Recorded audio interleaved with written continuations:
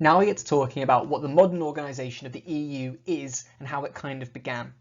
See, after the Second World War, there have been two major wars within people's lifetimes. People who had been born before the First World War had seen the world go to war once and the world go to war twice. And to be honest, those people were in their 50s and 60s and they were sick to death of fighting.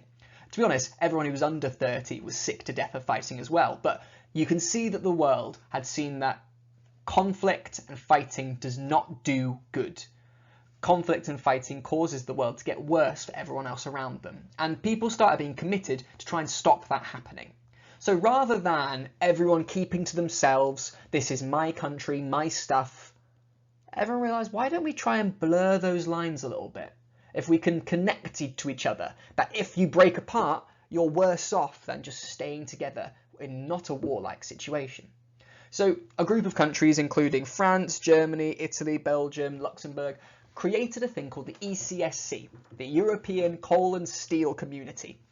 All it was is that they connected their industries of making coal and steel together, which meant that if you left the coal and steel community, you'd lose out on all that coal and steel from the other countries. You kind of lost a little bit. So you wanted to be friends with those other countries because you wanted access to that steel. People started joining this ECSC and they actually changed the name to the EEC, the European Economic Community, because they stopped just doing it with coal and steel. They started doing it with all of their resources. In fact, in 1968, they began to trade not as individual countries, but as one unit. So when you traded with German steel, you actually were trading with France's steel and Luxembourg steel. And it became a group that actually was beginning to earn more and more money. Because this EEC was actually quite a valuable resource. Rather than one country with its own select group of resources, it was 16 countries with loads of different kinds of resources and things to sell and trade with, which, to be honest, is not a bad thing. And in 1973, Britain, Denmark and Ireland joined the EEC. 1973, Britain joined. It seemed like a good idea at the time.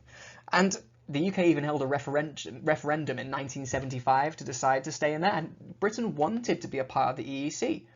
See, the world at this time was going through a thing called the Cold War, where basically Russia and the USA were looking like that they were the new superpowers instead of Britain, and they were both, should we say, arguing and, well, kind of threatening each other. That meant that loads of countries wanted to avoid war, and instead of, should we say, taking sides, they were trying to become friends with everybody. The USA forged its strong links with Britain post-Falklands War, but also Britain was connecting with this EU group to try and, should we say, introduce itself and become allies with the rest of the world, working together to keep peace, but also to make obscene amounts of money.